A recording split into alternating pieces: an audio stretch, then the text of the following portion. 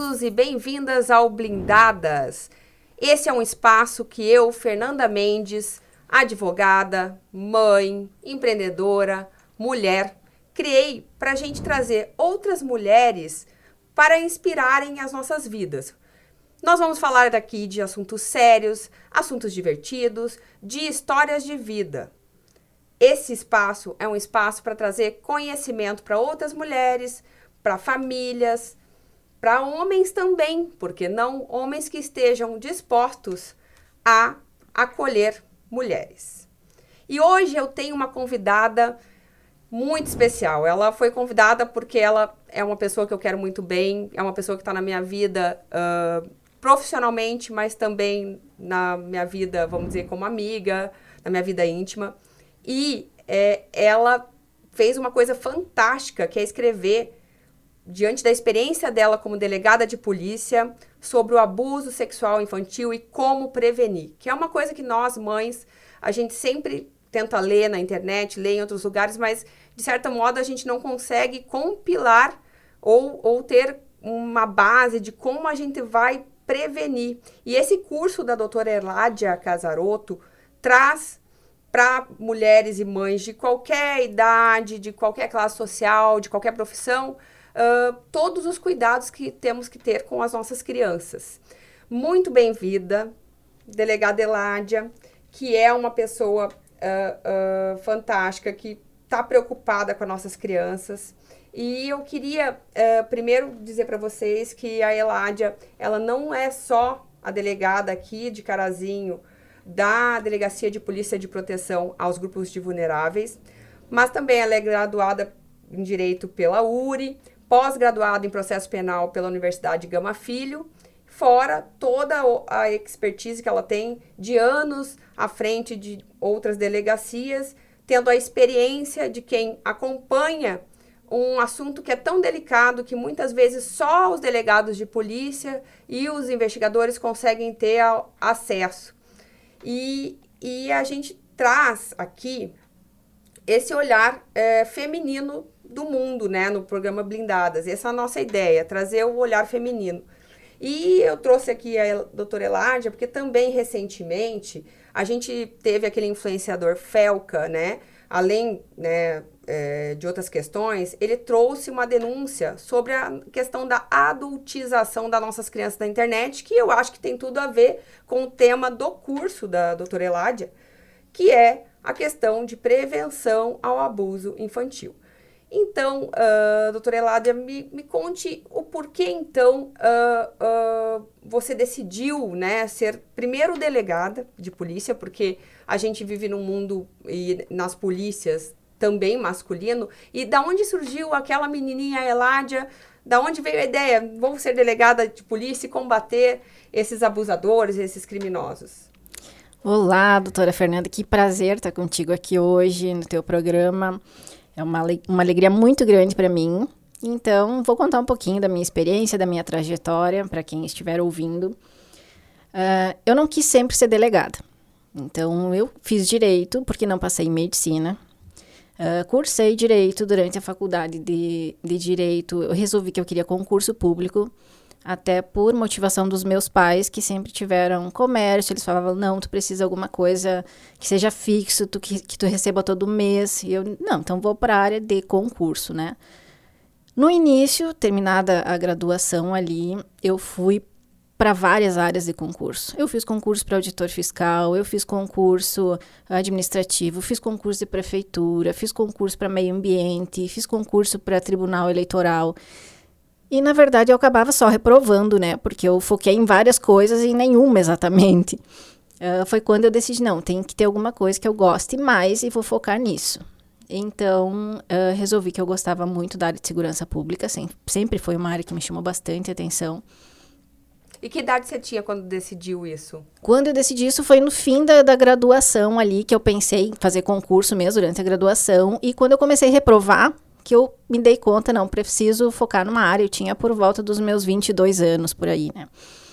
Então, resolvi, não, vou estudar para delegada ou para outros concursos da área de segurança, porque eu gostava muito de investigação, né? Primeiro passei, quando comecei a passar, depois que eu foquei, eu passei para escrivã de polícia em Santa Catarina, mas reprovei na prova física, né? Porque são concursos bem longos. Acabei reprovando na prova física. Tentei de novo para agente penitenciário, que também era na área, reprovei na prova física mais uma vez. E no concurso de delegado, então, acabei passando, né? E eu quero fazer só uma interrupção, porque eu conheci a doutora Eládia, porque ela era minha musa inspiradora na academia.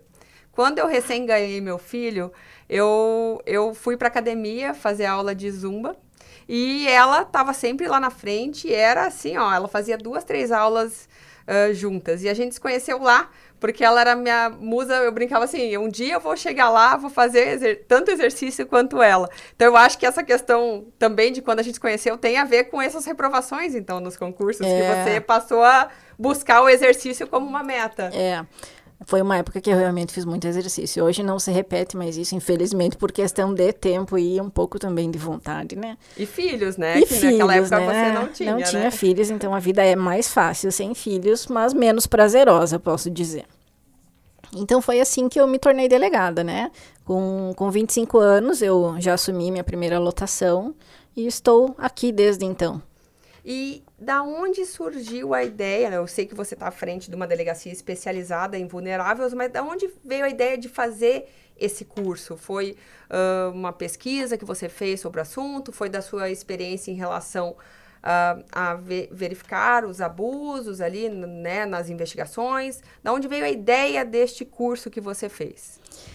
A ideia surgiu, na verdade, quando eu comecei a trabalhar na DPCA, a antiga DPCA, né? Hoje ela nem se chama mais DPCA, ela já engloba outros grupos de vulneráveis, né?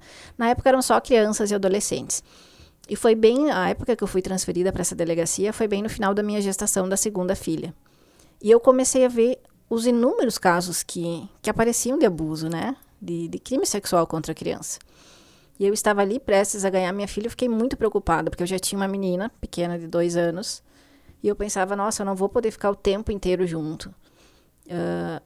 Como cuidar, sabe? Fiquei bem preocupada, porque muitas vezes a gente via na delegacia que os pais não sabiam como agir, não sabiam como ensinar. Muita criança sofreu abuso e descobriu que sofreu abuso quando cresceu, quando virou adolescente, quando é adulta. Tem mulher adulta que ainda hoje procura e falava, olha, eu sofri abuso, mas eu não sabia que era abuso, eu não sabia o que fazer. Então, isso foi uma necessidade que eu senti e que ficou mais evidente com a maternidade, com a preocupação de mãe mesmo, sabe?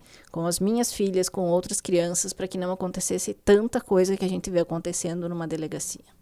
E são só meninas que são abusadas? Como é que são esses índices? São mais meninas, são mais meninos? Como é que acontece esses abusos? Onde mais acontece? Estatisticamente falando, são mais meninas, né? Os registros são majoritários de meninas. Mas acontece bastante com meninos também. A maioria não são notificados, não chegam até a delegacia por uma série de questões, né? Mas meninos também são vítimas de abuso. E a maioria esmagadora dos crimes acontece com alguém conhecido. Alguém de confiança, alguém de dentro de casa. Não é com um estranho.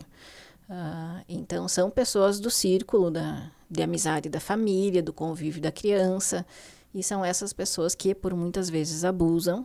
Abusos ocultos, muitas vezes, disfarçados de carinho, disfarçados de outras coisas, mas são abusos. Mas você falou que os meninos veem menos, né, denúncia de meninos. Isso quer dizer que eles são menos abusados ou que não há denúncias por uma questão, talvez até de preconceito, enfim, do menino ir e denunciar? Eu acho que é uma questão bem cultural, sabe? De meninos, muitas vezes, serem iniciados muito cedo na sexualidade, considerado um abuso como uma iniciação sexual. De meninos confundirem isso, talvez, com homossexualidade. Então, tem muito preconceito ainda, né? Como em várias outras coisas, como meninos brincando de bonecas, que a gente ainda vê muito preconceito. E se esquecem que meninos um dia vão ser pais também e vão ter filhos para cuidar. Então, acho que é mais uma questão cultural que inibe bastante também essas notificações de abusos de meninos. E além do seu trabalho como delegada, né? Você falou que tem 2 filhas, né? Você também tem outras atividades, além de, né, de dar aulas, que a gente sabe que a doutora dá algumas aulas também, faz algumas atividades de prevenção na cidade e na região. Você tem algum hobby além dessa questão das aulas, né? Porque a gente está falando um pouquinho da sua carreira, um pouquinho do curso, né? A gente vai aprofundar um pouco depois, né, do intervalo no curso. E eu queria saber quem é a Eládia fora da delegacia, né? Então, eu sou mãe fora da delegacia, eu curto muito minhas filhas, meu marido, minha casa. Eu tenho, meus hobbies são ativos. Eu falo que eu não descanso parada, eu descanso fazendo coisas, né? Então, eu amo artesanato, eu amo quando vem tema de casa de artes da escola para eu ajudar minhas filhas a fazerem. Eu amo costurar, eu descobri que costurar é uma coisa que me acalma muito. Então, eu faço roupa de boneca para as minhas netas em casa, né? Para as bonecas das minhas filhas. Eu costuro algumas coisas para elas e trabalho nisso. É uma coisa que me acalma bastante, é a questão de estar em movimento, né? Trabalhar com arte, trabalhar com costura. Esse tipo de coisa realmente é uma coisa que me acalma e que me faz muito bem. Também contato com a natureza, né? Eu tenho um bonsai, então eu cuido dos meus bonsais, eu podo, eu corto raiz, eu planto novos, mexer com terra me faz muito bem também. E são atividades que eu consigo fazer com as minhas filhas, né? Então, quando a gente consegue incluir criança junto com as nossas atividades, se torna bem prazeroso. E eu acho que cria boas memórias também para o futuro delas. E isso também dá uma desopilada, porque é um trabalho pesado, uma delegacia. Até a doutora Eládia chegou aqui no programa dizendo que estava de plantão, então a gente a qualquer momento vai ter que interromper, né? E tomara que não, que nada, né, aconteça. É uma maneira também de contrapor, porque ser delegado, estar à frente de uma delegacia de vulneráveis é estar à frente de situações muito delicadas e muito psicologicamente agressivas, né? Tanto para quem investiga, para quem está ali para proteger, né? Quanto para a família em si, né? Que tem que acaba abraçando toda essa situação. É uma maneira de você desopilar também e de ter uma, né? Eu sempre falo, na delegacia nunca chega nada bonito, né? O que chega na delegacia já é uma situação triste, uma situação difícil. Ninguém chega trazendo flores ou dizendo, nossa, meu dia foi muito agradável hoje. Então, eu encontro nessas minhas atividades um lado mais bonito, né? Eu vejo muita coisa feia durante a semana, durante o meu dia de trabalho, durante meus plantões. Vejo muito problema, então é uma forma de compensar os problemas que eu vejo fazendo algo diferente, bem diferente do que eu faço no dia a dia na profissão. E em Santa Catarina, você chegou a trabalhar na polícia também? Não cheguei porque eu reprovei na prova física, então eu teria tá que fazer certo, o concurso novamente, né, e acabei desistindo. Então, pessoal, a gente vai dar um intervalinho aqui e dizer que o Blindadas é um programa para trazer mulheres, para dar informação para mulheres, porque a gente quer o quê? Proteger a infância e proteger o nosso futuro. A gente volta já já. Voltamos com o Blindadas, me chamo Fernanda Mendes, estou aqui falando com a delegada doutora Eládia Casarotto sobre um tema muito importante para mães, pais, toda a população que nos ouve.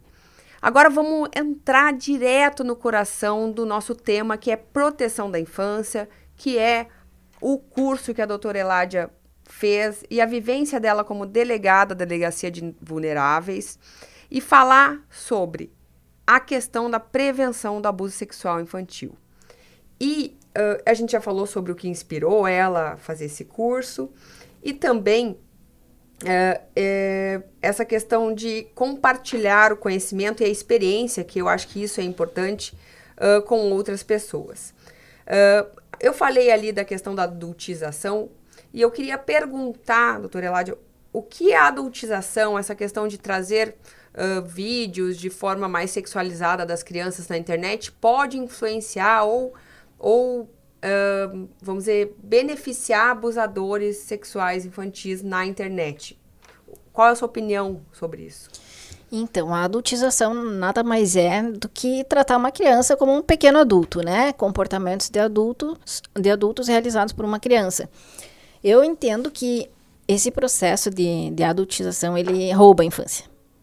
Ele rouba muito da infância. E se perde muito da proteção natural que a sociedade tem, né? Porque no momento que tu começa a tratar uma criança como adulto, seja em rede social, com danças, com roupas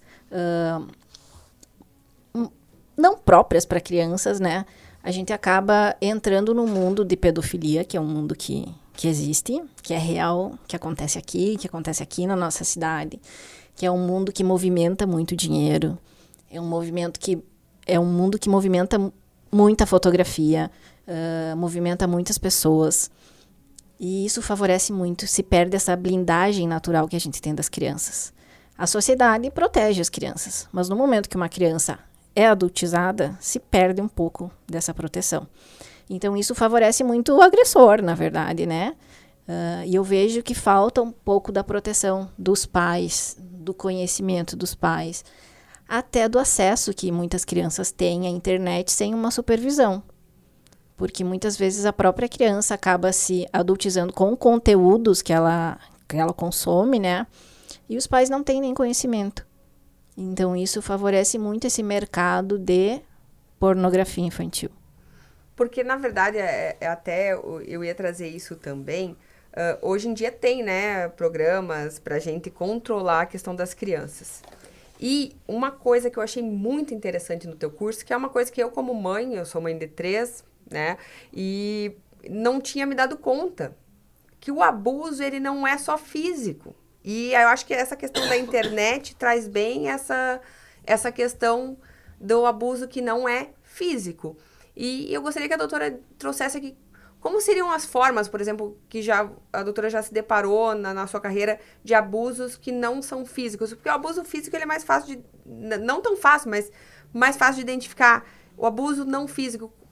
Situações que a doutora pode trazer para nós, de exemplos que passou pela sua carreira, de situações que seriam abusos, mas não tão evidentes, né? Físicos, que podem ser, inclusive, via internet. O abuso físico, ele deixa uma marca mais visível, né? Mas outros abusos, claro, acontecem muito, principalmente na questão de fotografias que os menores compartilham nas redes. A questão de chantagens depois dessas fotografias acontece muito, um abuso psicológico ligado a algo que já foi cometido antes. Nós temos casos de adultos que se utilizam de jogos online, por exemplo. Jogos online, a maioria das crianças ou adolescentes hoje tem acesso, né? E sem esse cuidado, sem esse filtro dos pais ali que possam monitorar, enfim, a internet é muito perigosa.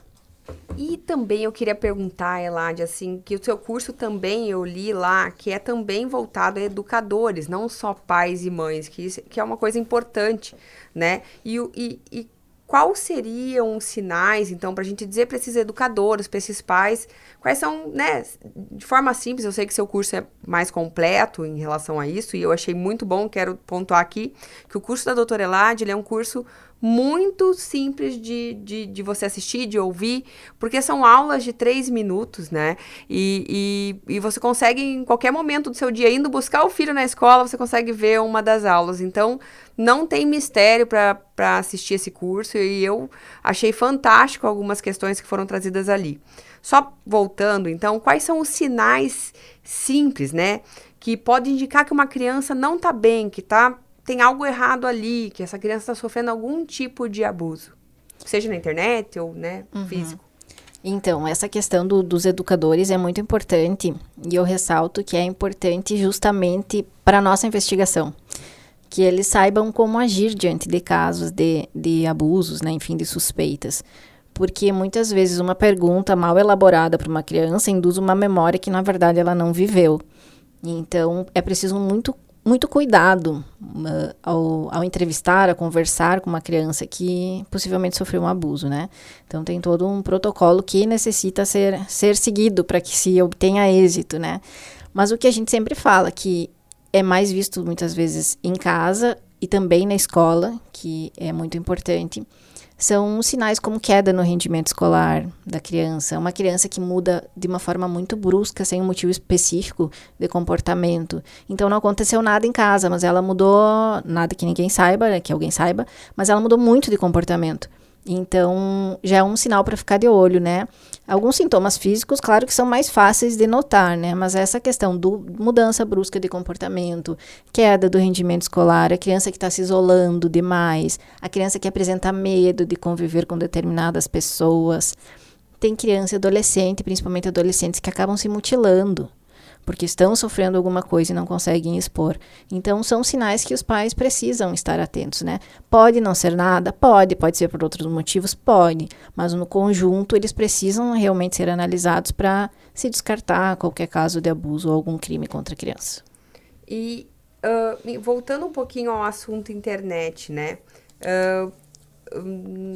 Dentro da tua experiência aí, dessa questão, principalmente da questão de fotos, né?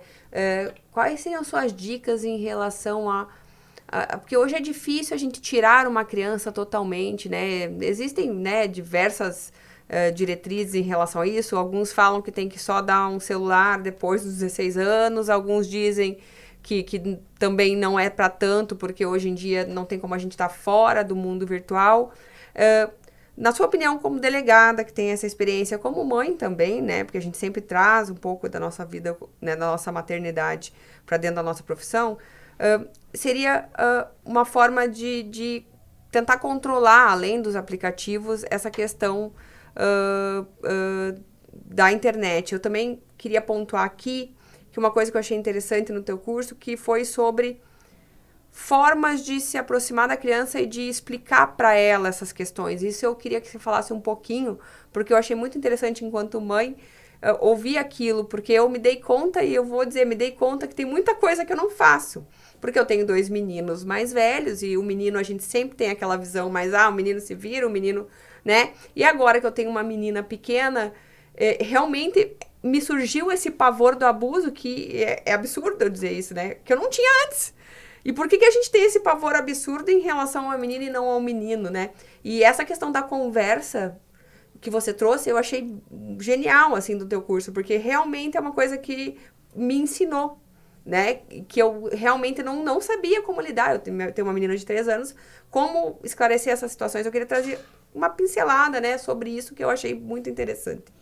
Eu sempre falo que o silêncio não é a melhor forma de prevenir abuso, né? Porque ele é preenchido com outras informações que não são adequadas para a idade. Então, para cada idade, a gente tem uma forma de conversar. A gente tem um jeito de conversar, a gente tem formas de ganhar confiança da criança, né? Porque cada pai, cada mãe tem um perfil para educar seu filho. A nossa geração, a minha geração, foi uma geração criada muito de forma autoritária, né? Então, era aquela coisa que a criança não tinha vez para falar, era o pai que manda aqui, enquanto tu morar aqui vai me obedecer, vai ser assim. E a gente não tinha tanto espaço para falar enquanto crianças. Eu sou filha de militar, então você imagina. Então, mas é coisa de uma geração, né? Que se previa muito castigo como forma de educação, a agressão muitas vezes como forma de educação, mas que isso atrapalha um pouco na questão de confiança, sabe? De poder confiar nos pais para poder contar.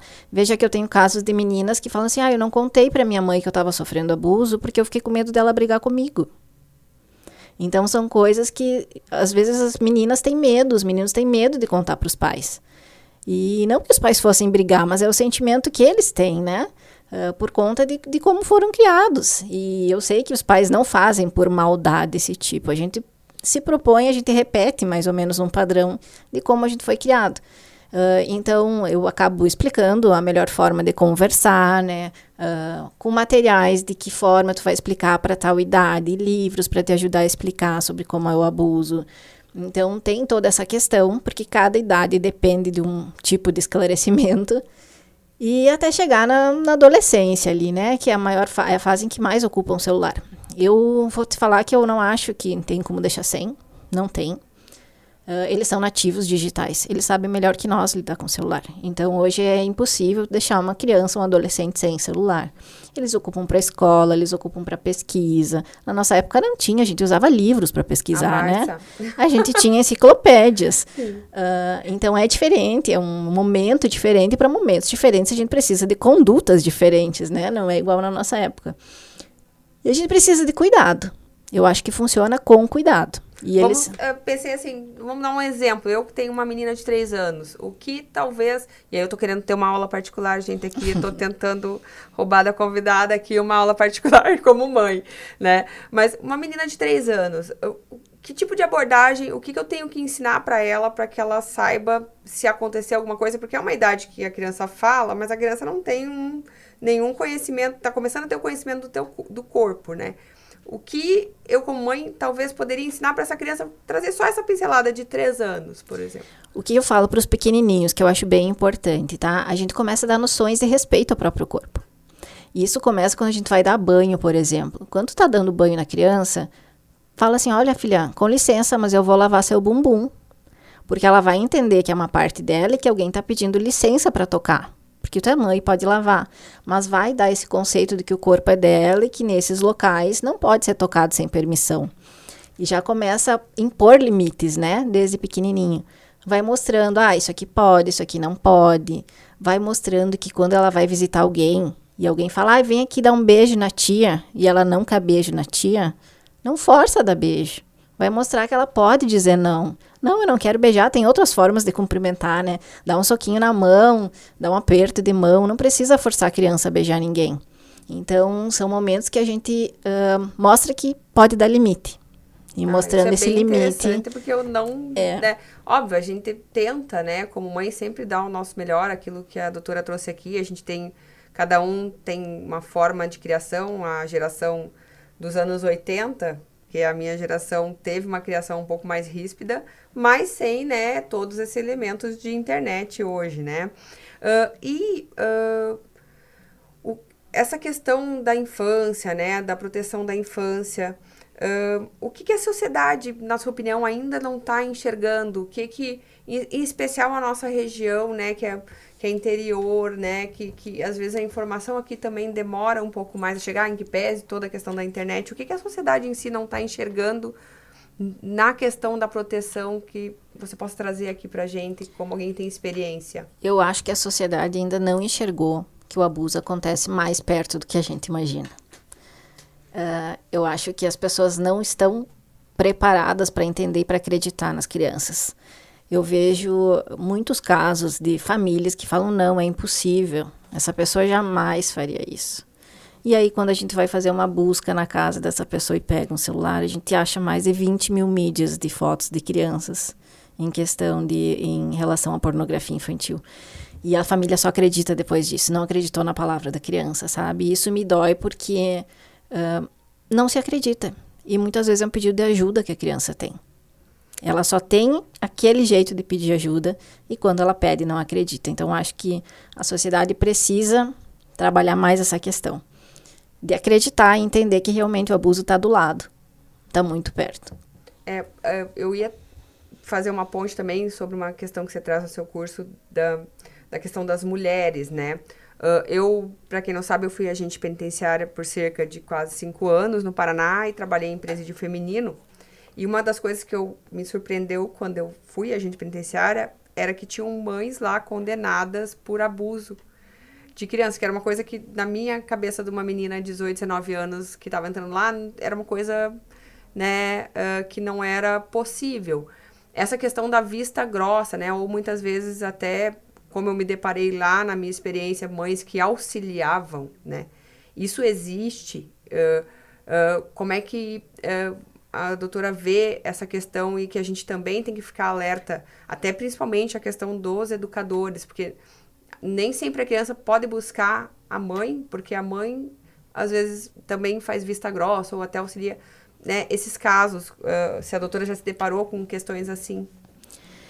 Por isso que a escola é um protagonista também na prevenção ali do estupro, né, do abuso, enfim. Porque muitas crianças, realmente, o único lugar que seria seguro é em casa elas não estão seguras, então elas procuram a escola. E nós temos, sim, casos de mães, de mulheres que cometem abuso, né, não necessariamente mães, mas nós temos casos de mulheres que praticam diretamente. Vou te falar que em Carazinho não tivemos, mas de forma indireta, seja fechando os olhos, não querendo acreditar que acontece, se tem bastante, né? Tem, aqui não, mas tem casos de mulheres que ajudam nessa questão de internet, de abusos online, na captação de fotos, no aliciamento de crianças. Então, por dinheiro, por valor pecuniário, acabam entrando também nesse meio. E agora, né, querendo finalizar essa questão do seu curso, qual seria a sua maior esperança em relação ao curso que você fez? Qual foi o seu objetivo, além de trazer, né, conhecimento? com o seu curso, né, na questão de transformar mesmo a vida de outras mulheres e homens, enfim, e eu acho que acaba, infelizmente, sendo uma preocupação muito mais feminina, a questão do abuso infantil, do que masculina, não deveria ser, mas qual é a sua principal esperança, né, trazendo todo esse esclarecimento, o curso, né, a gente deu uma pincelada aqui, mas o curso, né, fala de diversas outras situações, recomendo mesmo que mães e educadores tenham acesso a isso, né, enfim, a toda também a bibliografia, né, que a doutora traz ali, ele tem vários livros indicados para a gente usar com as nossas crianças, que eu achei também bem interessante, livros que eu não conhecia, né, qual a sua esperança, né, em relação a essa questão da prevenção do abuso, né, em relação ao teu curso também? Então, eu acho que trazendo conhecimento a gente empodera a família, né? Empodera a mãe, empodera o professor. E empoderando a mãe, a gente empodera a criança. E empoderando a criança, a gente evita muito abuso. Porque um abusador, ele não vai escolher uma criança que conhece o corpo, que sabe o que pode e o que não pode. Ele escolhe criança que não conhece. Ele escolhe criança que não tem esse amparo, que não foi educada sobre o seu corpo. Então, é bem mais difícil que procurem uma criança que sabe sobre o assunto, que se conhece, que sabe o que pode e o que não pode. Então, o objetivo realmente é esse, é empoderar, é trazer conhecimento, é mostrar que conversando a gente consegue evitar muita coisa. Então, é uma questão de diminuir números e trazer uma infância mais segura, né? A infância é o que vai moldar tudo lá na frente, é na infância que se prepara para a vida, né? Então, que seja uma infância saudável, que a criança possa brincar, que possa se divertir e não se preocupar com fatores externos. Se você fosse falar hoje para uma mãe que está desconfiada, né, de uma situação assim, o que ela deveria fazer em primeiro lugar, né? Porque eu acho que quando a gente se dá conta de uma situação assim, o que ela deveria buscar em primeiro lugar, né? Isso depende muito da idade da criança, né? Do que ela está suspeitando, enfim. Mas eu acho que essa relação de confiança, que comece uma relação de confiança, questionando, perguntando se aconteceu alguma coisa, para se sondar a criança mesmo, né? E aí depois sim procurar ajuda se for necessário, se tiver qualquer dúvida que tenha acontecido, que se procure ajuda especializada. Aqui em Carazinho a gente tem assistência social, que pode dar auxílio, tem a delegacia, então a delegacia tem plantão, tem durante o expediente, todo dia a DPPGV está aberta, então a gente pode ir lá, pode trocar uma ideia, pode conversar. A gente tenta métodos de realmente saber o que está acontecendo, né? Porque muitas vezes a mãe se preocupa e a mãe também não tem coragem de perguntar. Porque às vezes não quer ouvir, né? Então, é importante essa relação também de confiança. Nem sabe perguntar também, né? Daqui a pouco vai fazer uma pergunta, como a doutora falou antes, vai fazer uma pergunta e daqui a pouco ela está introduzindo uma memória que nem, na verdade, é bem aquilo, né? Mas perguntando, tá tudo bem, aconteceu alguma coisa, quer me contar alguma coisa, a gente não está induzindo nada. A gente está abrindo caminho para um diálogo, né? O que a gente... Desenho, até eu ia perguntar sobre isso. Desenho também é uma forma de diálogo? Desenho também é uma forma de diálogo. Então, qualquer forma que se possa comunicar, deixar a criança à vontade para contar, se tiver alguma coisa para contar, eu acho que é válido. E para encerrar, né, como nossas ouvintes, telespectadoras conseguem ter acesso a esse curso que a doutora fez, né, e outras informações que a doutora traz também nas mídias sociais? O curso está disponível no site protegendoeencorajando.com.br. Pode ser encontrado também no Instagram, @protegendoeencorajando, que também tem muita informação bacana ali.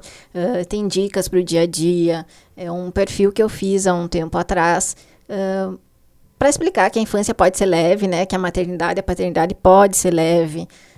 Então, traz muita informação bacana aí. E, pessoal, sigam, porque é muito interessante também que a doutora Eladia traz questões do dia a dia dela também. E eu me divirto muito porque ela tem duas meninas que são completamente diferentes, né? E ela traz também um pouco dessa visão dela como mãe ali, né? Nos canais dela nas redes sociais. Traz também os modelitos de Barbie maravilhosos que ela faz, né? Que eu brinco que eu já virei uma criança, porque eu já comprei diversos, né? A gente que vira mãe de menina, a gente mais se diverte com os brinquedos das filhas do que as próprias filhas. E eu queria agradecer você por estar aqui, né? No nosso primeiro programa, né? Ajudando outras mulheres, que é o intuito desse programa, né? Trazendo informação, né? Também agradecer o seu trabalho aqui na cidade, que a gente sabe que não é fácil, enquanto, né, servidor público, muitas vezes a gente tenta fazer o nosso máximo e nem sempre a estrutura, né, que nos dão, né, e não depende também só de você, toda a questão de política pública, de segurança tem a ver com política, tem a ver com judiciário, enfim, agradecer pelo seu trabalho aqui na cidade e dizer que o Blindadas está à disposição, né, da doutora para qualquer outra situação e quem tiver alguma dúvida também pode mandar para os canais aqui da rádio ou para o @doutora.fermendes nas redes sociais, dúvidas sobre isso, ou inclusive na página da doutora Eládia, que ela pode, né, tirar alguma dúvida, enfim, lógico, dentro da questão ética dela, enfim, como delegada. E ser blindada, pessoal, não é, né, em nenhum momento aqui a gente está querendo trazer uma mulher que é intolerante, uma mulher que vamos dizer, não visa o direito masculino ou que, de alguma forma, está querendo fazer uma guerra de sexos. Não é esse o intuito do Blindadas. O intuito aqui é trazer informação, né? É blindar as mulheres por dentro, para que elas se tornem mais fortalecidas por fora. Obrigada, doutora Eládia Casaroto, pela presença, por se dispor a vir aqui falar sobre um assunto tão importante para a nossa cidade, para a nossa região e para o nosso país. Eu que agradeço o convite, deixo também o meu contato à disposição, né? Qualquer coisa também estou na delegacia, caso precisem, queiram, qualquer pessoa que queira inclusive trocar agora de plantão, né? Inclusive agora estou indo para lá. Mas enfim, me coloco à disposição e agradeço mais uma vez o convite. Espero que teu programa seja um sucesso, que tenho certeza que será. Ó, você é meu brinco assim, é meu pezinho de coelho, hein? Você é a primeira. Vai dar certo, sim. Tudo que proporciona conhecimento, eu acho que é muito válido. Então, boa sorte e mais uma vez obrigada. Nos encontramos no próximo episódio, sempre trazendo histórias inspiradoras e reflexões que nos ajudam a cuidar de nós mesmas e das próximas gerações. Até lá e lembre-se, ser blindada é estar fortalecida por dentro e fortalecida, consequentemente, também perante toda a sociedade. Um abraço. Aqui fica Fernanda Mendes, advogada, empreendedora, mãe e, antes de tudo, mulher.